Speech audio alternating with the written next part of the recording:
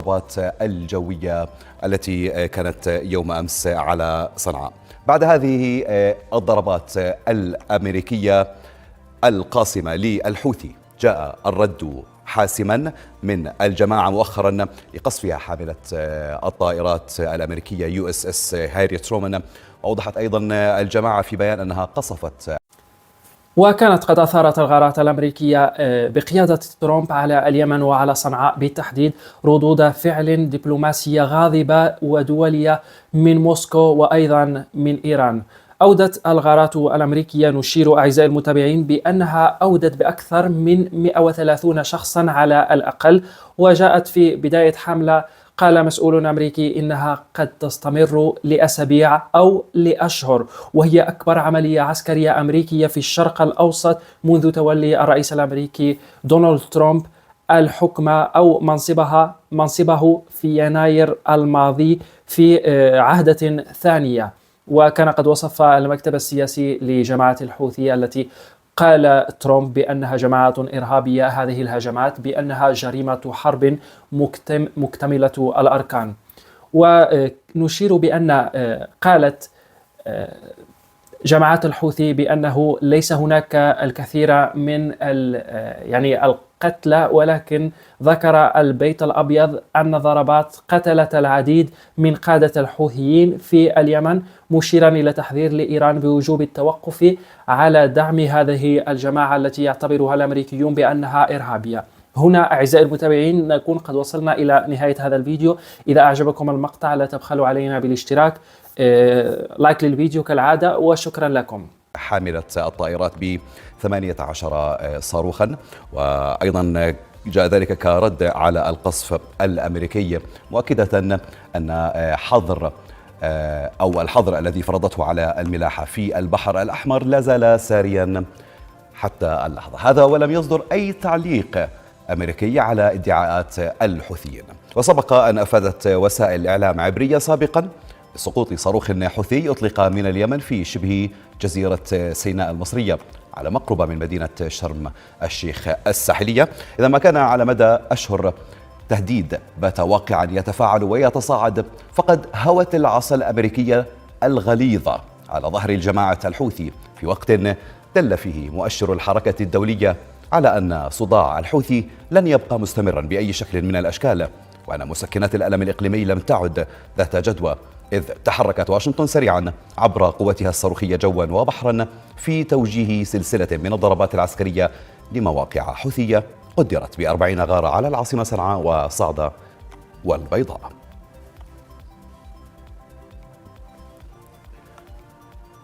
إذن بدوره أكد وزير الدفاع الأمريكي بيت هيكزث أن الولايات المتحدة ستواصل حملتها بلا هوادة لحين وقف الحوثيين أعمالهم العسكرية. وأضاف أيضا الوزير أن إيران تساعد الحوثيين منذ فترة طويلة للغاية، ومن الأفضل لها التراجع عن ذلك، مشيرا إلى أن واشنطن لا تهتم بما يحدث في الحرب الأهلية اليمنية، وإنما بوقف استهداف ممر مائي حيوي. مستشار الأمن القومي الأمريكي مايك وولتس قال إن الضربات الأمريكية نجحت في القضاء على عدد من قادة الحوثيين، وأكد أننا سنحاسب كل من يهدد المصالح الأمريكية وليس الحوثيين فقط، مضيفا أن على إيران التوقف عن تقديم الدعم للحوثيين فقد طفح الكيل. مصادر يمنية أكدت أن الغارات الأمريكية استهدفت منازل قادة حوثيين يقيمون في صنعاء وصعدة، وقتلت 6 منهم، من بينهم حسن عبد القادر شرف الدين، وهو المسؤول عن المخلصات المالية لتجارة النفط والغاز لدى الحوثيين في صنعاء، وأيضا علي فاضل وهو أحد قيادات الملاحة البحرية في غرف العمليات الحوثية، ومنزل عبد الملك الشرفي وهو من القيادات الأمنية التابعة لجهاز الاستخبارات العسكرية للحوثيين. محللون سياسيون قالوا إن الهجوم الأمريكي ربما جاء لإرباك الجبهتين الإيرانية واليمنية ولإفشال حساباتهما ورهاناتهما وخططهما وتنسيقاتهما لعملياتهما المشتركة بفصلهما عن بعضهما لتحارب كل منهما معركتها وحدها بمعزل عن الجبهة الأخرى. فهل ستكون إيران الهدف القادم بعد اليمن؟ إذن نرحب بضيفنا من واشنطن جابرييل سوما، وهو عضو المكتب الاستشاري للرئيس الأمريكي دونالد ترامب. أهلا ومرحبا بك سيد جابرييل. مرحبا. إذن أبدأ معك في حوارنا. سؤال يتبادر للذهن سيدي، ما رأيك برد الحوثيين على الهجمات الأمريكية الأخيرة؟ والأولا شكرا للاستضافة وتحياتي لك وللمشاهدين الكرام. لا شك بأن الحوثيين ما يقومون به في الوقت الحاضر هو بدعم من إيران. إيران لها أذرع في المنطقة، من جملتها الحوثيين، حزب الله اللبناني، فصائل المقاومة في العراق وفي سوريا. ولذلك الولايات المتحدة تعمل على الحد من هذه الهجمات في المنطقة. نعم. المنطقة يعني يمر فيها بحدود 12% من التجارة العالمية في منطقة البحر الأحمر، ولن تسمح الولايات المتحدة لأي منظمة بأن تقوم بتعطيل الملاحة البحرية في البحر الأحمر وفي بقية البحار في العالم. نعم، يعني سيد جابرييل، بعد الهجوم الأمريكي يوم أمس كان هناك رد للحوثيين، وكان هناك صواريخ قد ضربت هاري ترومان على حد قولهم. برأيك كيف سترد واشنطن بعد ضرب هذه البارجة؟ واشنطن سوف تتابع عملياتها العسكرية في البحر الأحمر ضد الحوثيين. نعم. قد تستغرق أيام ولكن قد تستغرق أسابيع كما تصرح وزارة الدفاع الأمريكية. نعم. وبيت هيكست وزير الدفاع الأمريكي قال صراحة بأنه لن يسمح للحوثيين القيام بأعمال تضر بالملاحة البحرية في منطقة البحر الأحمر. كذلك صرح الرئيس ترامب في عدة مناسبات بأنه سوف يستعمل القوى العسكرية المميتة في المنطقة ضد الحوثيين أو ضد أي منظمة أخرى في المنطقة. نعم. سيد جابرييل، لم يكن هناك أي رد أمريكي على ضرب هذه البارجة وأي تعليق. هل هناك لديك أي معلومات عن ضرب هذه البارجة إذا ما كان صحيح أم لا؟ والبارجة معمولة بطريقة بأنه الصواريخ لا تخترقها. نعم. ولذلك قد يقومون بأعمال من هذا النوع بإطلاق صواريخ أو طائرات مسيرة. كل هذه الأمور لن تؤثر في البنية لحاملة الطائرات هاري ترومان. لذلك ما يفعله الحوثيون هي أعمال بدائية بالدرجة الأولى، لن تشكل أضرارا كبيرة للسفن الأمريكية المتواجدة في المنطقة. قد تؤثر هذه العمليات ضد السفن التجارية. نعم. وبالفعل الحوثيون قاموا في السنوات الأخيرة بعمليات ضد السفن التجارية أدت إلى غرق على الأقل سفينتين، أدت إلى مقتل على الأقل 4 بحارة، وكذلك يعني قفزوا على سفن أخرى في المنطقة. نعم. برأيك سيدي، كيف سيكون الدخول الإسرائيلي لهذه الضربة، أو هل ستدخل إسرائيل رسميا وتقوم بضرب الحوثي؟ مش ضروري لإسرائيل لكي تقوم بأي عمل طالما أن القوات البحرية الأمريكية هي في المنطقة للحفاظ على أمن حلفائنا وشركائنا في منطقة الخليج وكذلك إسرائيل. ولكن إذا ما قاموا بعمليات إطلاق صواريخ باتجاه إسرائيل فلإسرائيل الحق في الدفاع عن نفسه. برأيك سيدي، كيف سيكون مصير الحوثيين بعد الهجمات الأخيرة؟ هل سيكون هناك أي ضربات أمريكية مقبلة أم هي كانت ضربة واحدة تحذيرية لإيران؟ سوف يكون مصيرهم مثل مصير حزب الله. عندما قامت إسرائيل بضرب حزب الله قضت في غضون أيام قليلة على المسؤولين في حزب الله، قضت على أكثر من 85% من قوة حزب الله. أعتقد الولايات المتحدة بإمكانها أن تفعل نفس الشيء بالقضاء على المسؤولين في الحوثيين وكذلك أجهزة الدفاع الحوثية. نعم. يعني برأيك سيدي، إيران أو عفوا الحوثيين في اليمن، هل هي القوة الأكبر والذراع الأقوى لإيران أم هي الذراع الأخير لإيران في المنطقة؟ في الوقت الحاضر أعتقد بأنها هي القوة الأكبر في الأذرع الإيرانية في المنطقة. علينا أيضا أن نشير إلى الفصائل المقاومة في العراق وفي سوريا أيضا كانت تقوم في السابق في عهد بايدن بأعمال عدائية ضد الولايات المتحدة، ضد مصالحها في المنطقة، ولكن بمجيء ترامب إلى البيت الأبيض تغير الوضع. والرئيس ترامب يعني جدي فيما يقوله، سوف يقوم بأعمال مميتة ضد الحوثيين، ضد المسؤولين في هذه المنظمة، ضد الأجهزة الدفاع، ضد الاقتصاد الإيراني. كما تعلم وضع عقوبات اقتصادية مدمرة للاقتصاد الإيراني، سوف يمنع تصدير النفط من إيران إلى أي دولة أخرى، وبذلك تصبح الموارد الإيرادات الإيرانية قليلة. وفي جميع الأحوال يعني إيران ليست في وضع جيد، الاقتصاد الإيراني منهار، غلاء المعيشة وصل إلى حوالي 37%، أكثر من 30% من الشعب الإيراني يعيشون دون درجة الفقر. فإذا الوضع في إيران ليس سليما أيضا. سنتحدث عن الوضع الداخلي الإيراني سيدي. مؤخرا كان هناك يعني استهداف لأشخاص حوثيين وهم من القادة الحوثيين. برأيك هل سيكون هناك أو أفهم من كلامك أنه سيكون هناك تصفية مباشرة لعبد الملك الحوثي؟ برأيك هل سيكون هناك تصفية مباشرة له؟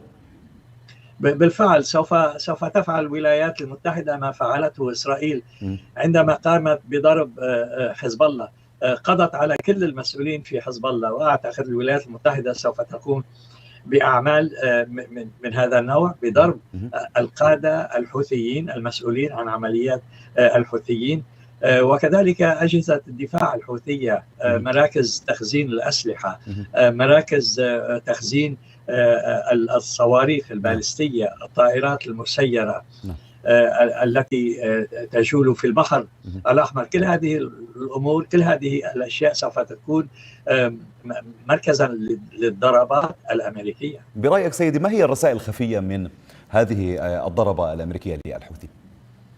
والضربة الأمريكية هي يعني درس للحوثيين بأننا لن نقف مكتوفي الأيدي أمام ما يقومون به من القرصنة في البحر الأحمر. البحر الأحمر الذي تجري فيه الملاحة البحرية حوالي 12% من تجارة العالم. الولايات المتحدة لن تسمح لمنظمة مثل الحوثيين لكي تقوم بتعطيل الملاحة البحرية في تلك المنطقة الحيوية.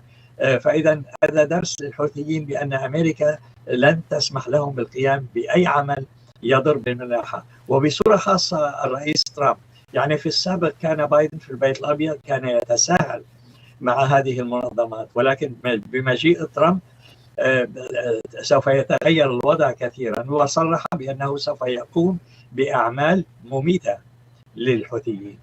نعم سيدي، كان هناك يعني تقارير مؤكدة مؤخرا تتحدث عن أن مصانع صينية قامت بإرسال الوقود الهيدروجيني للحوثي مؤخرا لاستخدامه في الصواريخ البالستية. هل برأيك وصلت التقنيات الحوثية إلى هذا السائل، وهل من الممكن أن يغير ويقلب المعادلة؟ بالنسبة للسؤال الأول، استثمرت إيران الكثير في الحوثيين. اليوم أقوى قوة لإيران في المنطقة هي الحوثيين، من بعد ما قضت إسرائيل على أكثر من 85% من حزب الله. كذلك ما حصل بسوريا كان خسارة كبيرة لإيران. فإذا بقي الحوثيون وبقيت فصائل المقاومة في العراق، ولكن الحوثيين هناك تركيز إيراني على الحوثيين.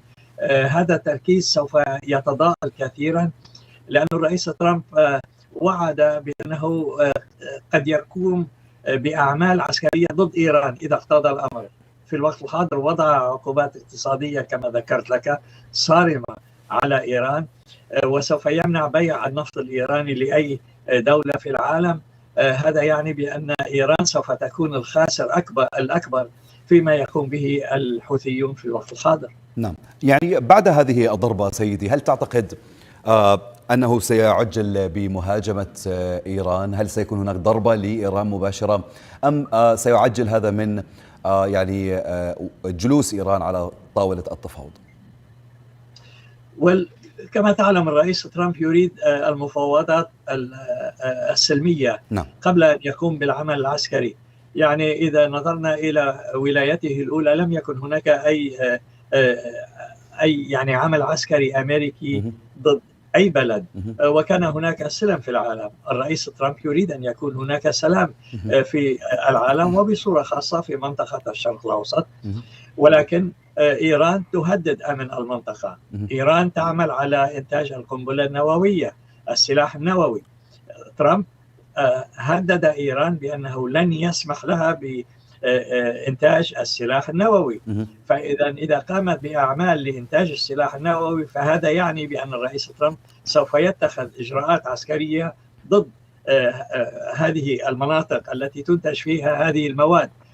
إذن على إيران أن تكون منتبهة لما سوف يحصل فيما إذا قامت بأعمال عدائية تهدد المصالح الأمريكية في المنطقة. ما يقوم به الحوثيون في البحر الأحمر هو تهديد للملاحة البحرية الدولية، ولكن في الوقت نفسه هو تهديد للشركة أو لناقلات النفط مثلا، للبواخر الأمريكية التي تعبر في منطقة البحر الأحمر. إذن لن يسمح لا لإيران ولا للحوثيين بالقيام بأعمال تضر بالمصالح الأمريكية. نعم سيدي، إذا ما تحدثنا عن حزب الله وتصفية الحزب، وكما تحدثت تصفية 85% من هذا الحزب، إيران لم يكن لها أي رد لتصفية إسرائيل لحزب الله. هل سيكون لها أي تصفية الحزب وكما تحدثت تصفية 5؟ اليوم بالإنجليزي بنقول we have a new sheriff in town. عندنا الأمريكية USS هاري ترومان، ولم يكن هناك أي رد أمريكي على هذه الضربة. الجماعة أيضا أوضحت في بيان أنها بعد قصفها للطائرة بثمان لبنان والتدخل الإيراني ومدى التدخل بعد تصفية الحزب، برأيك مباشرة سيكون هناك أي رد إيراني مباشر على إسرائيل أو مصالح الولايات المتحدة في المنطقة من إيران؟ بأن لدى إيران القدرة للقيام بأي عمل عسكري. إذا عدنا إلى أبريل الماضي، كيف استطاع الطيران الإسرائيلي عندما أطلقت إسرائيل أكثر من 100 طائرة فوق إيران، ضربت معظم إن لم يكن كافة أجهزة الدفاع الإيرانية، حتى أن أحد الجنرالات في الولايات يمكنها من الدفاع عن نفسها فيما إذا قامت إسرائيل أو إذا أرادت أن تضرب أي موقع إيراني تراه مناسبا. هذا بالنسبة لإسرائيل. بالنسبة للولايات المتحدة، إيران ليست بتلك الدولة القوية. إيران بلد ضعيف من الناحية الاقتصادية، ضعيف من الناحية العسكرية بعد الدمار الهائل الذي. وكانت قد أثارت الغارات الأمريكية بقيادة ترامب على اليمن وعلى صنعاء بالتحديد ردود فعل دبلوماسية غاضبة ودولية من موسكو وأيضا من إيران. أودت الغارات الأمريكية، نشير أعزائي المتابعين، بأنها أودت بأكثر من 130 شخصا على الأقل، وجاءت في بداية حملة قال مسؤول أمريكي إنها قد تستمر لأسابيع أو لأشهر، وهي أكبر عملية عسكرية أمريكية في الشرق الأوسط منذ تولي الرئيس الأمريكي دونالد ترامب الحكم أو منصبه في يناير الماضي في عهدة ثانية. وكان قد وصف المكتب السياسي لجماعة الحوثية التي قال ترامب بأنها جماعة إرهابية، هذه الهجمات بأنها جريمة حرب مكتملة الأركان. ونشير بأن قالت جماعات الحوثي بأنه ليس هناك الكثير من القتلى، ولكن ذكر البيت الأبيض أن ضربات قتلت العديد من قادة الحوثيين في اليمن، مشيرا إلى تحذير لإيران بوجوب التوقف على دعم هذه الجماعة التي يعتبرها الأمريكيون بأنها إرهابية. هنا أعزائي المتابعين نكون قد وصلنا إلى نهاية هذا الفيديو. إذا أعجبكم المقطع لا تبخلوا علينا بالاشتراك، لايك للفيديو كالعادة، وشكرا لكم.